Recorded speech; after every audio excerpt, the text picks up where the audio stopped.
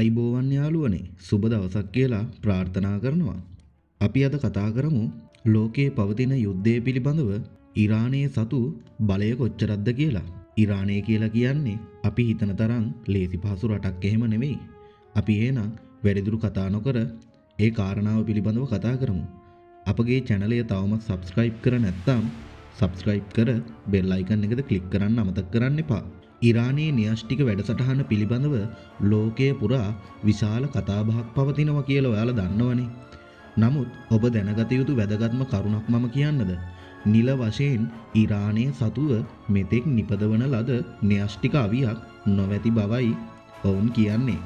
කෙසේ වෙතත් ඉරානයේ සතුව න්‍යෂ්ටික අවියක් නිෂ්පාදනය කිරීමට අවශ්‍ය තාක්ෂණය සහ අමුද්‍රව්‍ය ඉන්ධන ඉතා කෙටි කලකින් සපයා ගැනීමේ හැකියාව පවතින බව ජාත්‍යන්තර පරීක්ෂකයන් පවසනවා. මේ පිළිබඳව අපි කරුණු කීපයක් කතා කරමු. අංක 1 යුරේනියම් මට්ටම. න්‍යෂ්ටික බෝම්බයක් සෑදීමට යුරේනියම් 90ක් දක්වා පිරිපහදු කළ යුතුයි. ඉරානය 60ක මට්ටමට යුරේනියම් පිරිපහදු කර ඇති අතර එය 90ක් දක්වා ඉහළ නැංවීමට ගතවන්නේ ඉතා කෙටි කාලයකි. අංක 2 මිසයිල පද්ධතිය. ඉරානයේ සතුව තමයි මැද පෙරදිග කලාපයේ පවතින විශාලතම මිසයිල බලෑනිය පිහිටලා තියෙන්නේ. න්‍යෂ්ටික අවියක් නිපදුවහොත් එය රැගෙන යා හැකි මිසයිල කීපයක්ම ඔවුන් සතු වෙලා තියෙනවා. ශහාබ් 3 කියන මෙම මිසයිලය කිලෝමීටර් 2000කට වඩා දුර විදිය හැකි මිසයිලයකි. ඒ වගේම තමයි ඔවුන් නිපදවා තිබෙන කොරෝන් සහර් කියන විශාල බරක් සහිත න්‍යෂ්ටික හිසක් රැගෙන යාමේ හැකියාව ඇති බවයි ඔවුන් සලකන්නේ.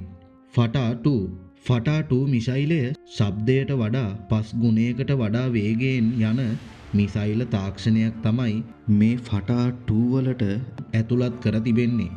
අංක 3 බ්‍රේක් අවුට් ටයිම්. නිපදවීමට ගතවන කාලය. බටහිර බුද්ධ්‍යංශවලට අනුව ඉරානයේ තීරණය කළහොත් එක් න්‍යෂ්ටික බෝම්බයකට අවශ්‍ය ඉන්ධන සති කිහිපයක් ඇතුළත සකසා ගත හැකි. නමුත් එය මිසයිලයකට සවි කළ හැකි කුඩා බෝම්බයක් ලෙස සකස් කිරීමට මාස කිහිපයක් හෝ වසරක් පමණ ගත විය හැකි බවයි පවසන්නේ.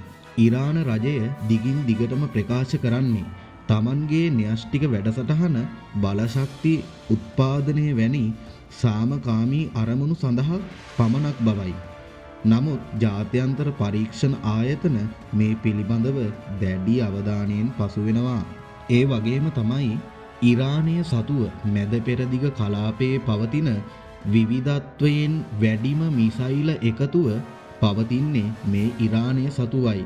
එයින් කීපයක් මම ඔබට කියන්නම්.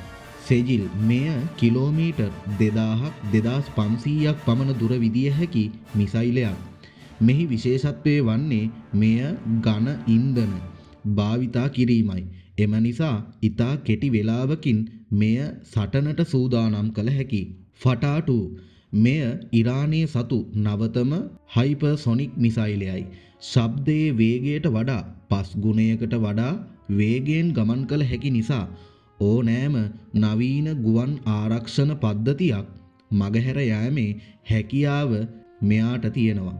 ශහාබ් 3 ඉරානයේ පැරණි නමුත් විශ්වාසවන්ත මිසයිලයකි. මෙයට මුළු මැද පෙරදිග කලාපයම ආවරණය කිරීමේ හැකියාව පවතිනවා. එතකොට බලන්න යාළුවනේ ඉරානයේ සතුව තියෙන යුදමය ශක්තිය කොච්චරක්ද කියලා. එහෙනම් මෙවන් වූ තොරතුරු සමග අපි නැවත හමු වෙමු. ගිහින් එන්නම් සුබ දවසක් කියලා ප්‍රාර්ථනා කරනවා.